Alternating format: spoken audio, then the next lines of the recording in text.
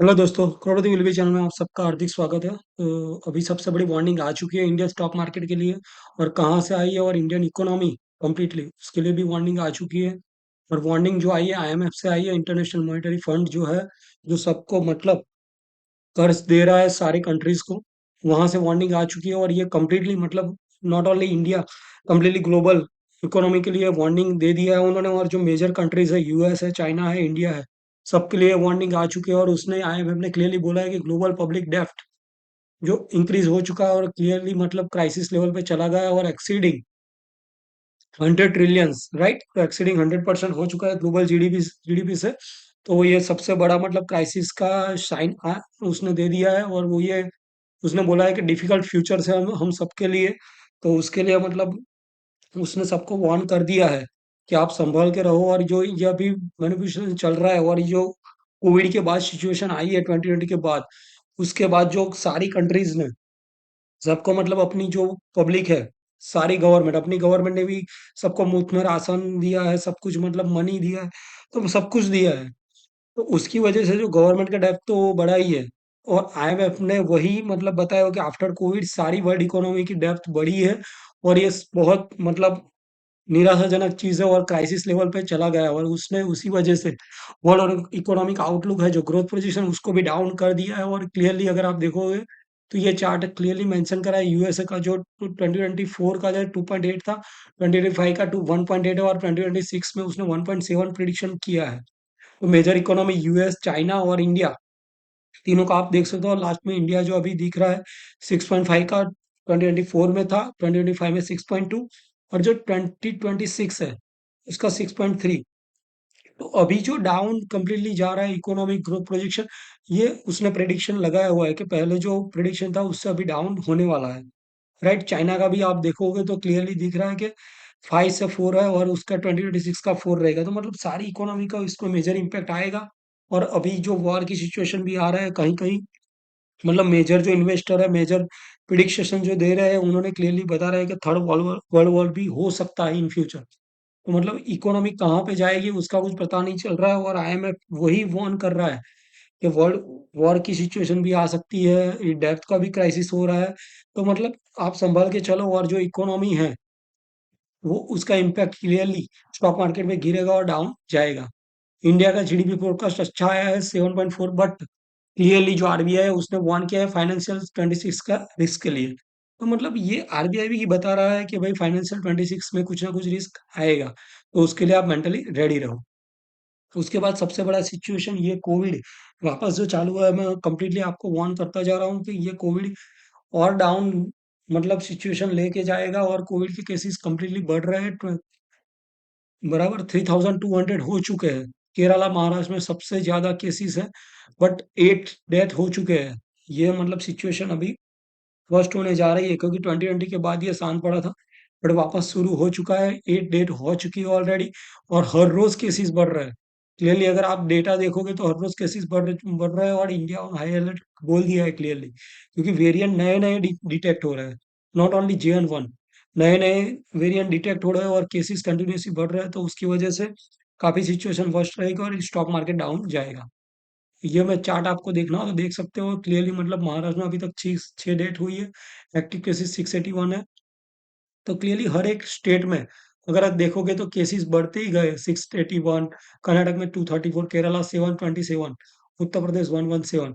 तो हर एक का अगर आपको पढ़ना है तो पढ़ सकते हो। मैं आपका टाइम वेस्ट नहीं करना चाहता, मैं आपको मेजर न्यूज ही बताना चाहता हूँ, क्योंकि आपका टाइम मेरे लिए इंपॉर्टेंट है, राइट। तो क्लियरली अगर आपको देखना है तो सारे केसेस आप देख सकते हो। एक्टिव केसेस अभी जो 31 में 8 बजे का जो टाइम है, उसका जो हमारी साइट है गवर्नमेंट की, उसमें 3395 केसेस दिखा रहा है एक्टिव। तो मतलब ये केसेस कंटिन्यूअसली बढ़ रहा है। और मैं कंटिन्यूअसली मतलब आपको एक्टिव वॉच बता रहा हूँ कि क्या केसेस आ रहे हैं।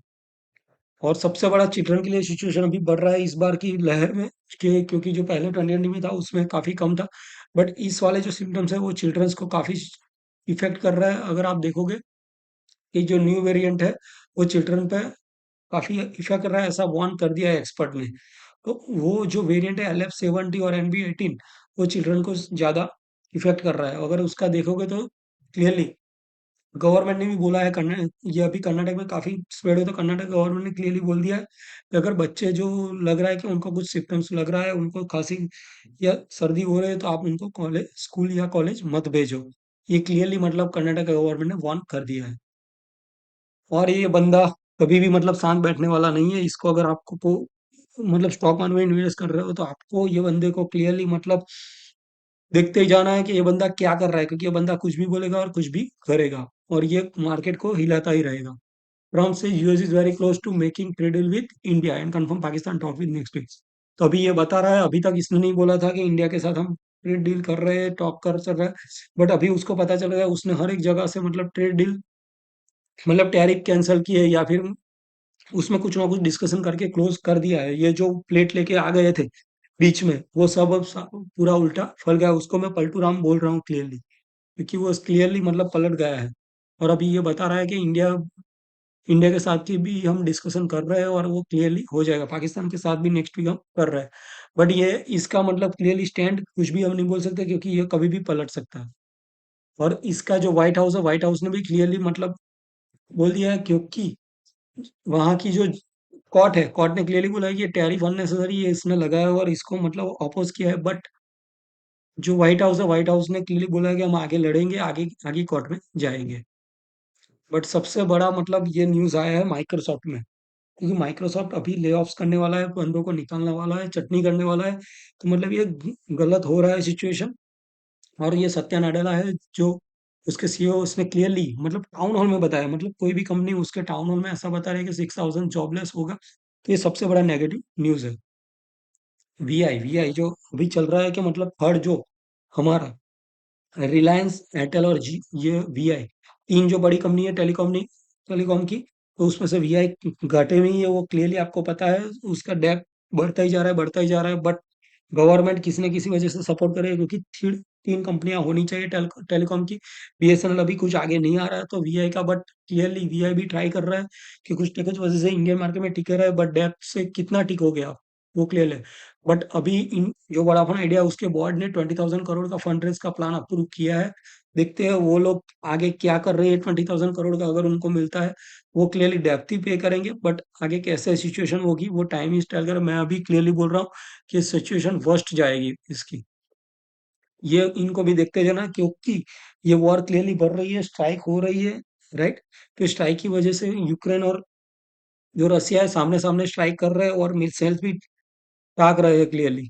और इससे क्रूड ऑयल क्लियरली इंपैक्ट हो रहा है, तो उसके ऊपर आपको न्यूज़ पे इंपैक्ट कर रहा है, रखना चाहिए। मैं क्लियरली आपको एक एक न्यूज़ नहीं बताना चाहता, क्योंकि अननेसेसरी आपका टाइम वेस्ट हो रहा है। मैं क्लियरली मतलब आपको मेजर न्यूज़ ही बता रहा हूँ।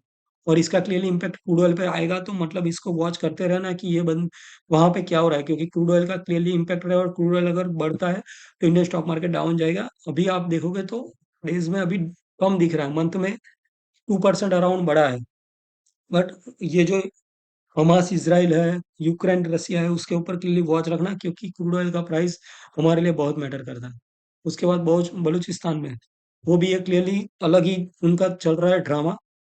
यह भी बोल रहे हैं कि हमने क्लियरली बलूच आर्मी है, उसने पाकिस्तान का जो कंट्रोल ले लिया है एक सिटीज पे, बैंक पुलिस स्टेशन सीज कर दिया। ये अलग उनका सिचुएशन चल रहा है, वो क्या चल रहा है हम उसमें ही पढ़ना नहीं चाहता। बट ये वॉर की सिचुएशन कहीं ना कहीं आगे बढ़ रही है। अभी हम आ रहे हैं मेनली एफआईएस डेटा पे। ये मैं चार्ट आपको यूं दिखाना चाहता हूँ, क्योंकि अगर आप देखोगे तो ये कलर वाइज दिया हुआ है। एफआईएस का कलर ये है और डीआईएस का कलर ये है, क्लियरली आपको मेंशन किया हुआ है। एफआईएस ने फ्राइडे किया है, फ्राइडे क्या किया, फ्राइडे 6,000 करोड़ का बेच दिया, फिक्स 6,500 अराउंड। और डीआईएस ने सामने 9,000 करोड़ मतलब बाई कर लिया, इसीलिए हमारा इंडियन मार्केट बचा है फ्राइडे। वरना ये साइड पूरा वीक साइडवेज गया है, उसको डाउन मतलब क्रैश करवाता है ये फ्राइडे। फ्राइडे अगर डीआईएस ने 9,000 करोड़ बाइंग नहीं किया होता, तो हमारा मार्केट क्रैश होता। बट डीआईएस ने 9,000 करोड़ बाइस किया। बट एफआईएस जा रहे हैं, वो क्लियरली ये आपको बड़े बड़े बार्ट्स जो नीचे दिख रहे हैं माइनस में, फोर बड़े बड़े बार्ट्स दिख रहे थे, एफआईएस की सेलिंग है क्लियरली।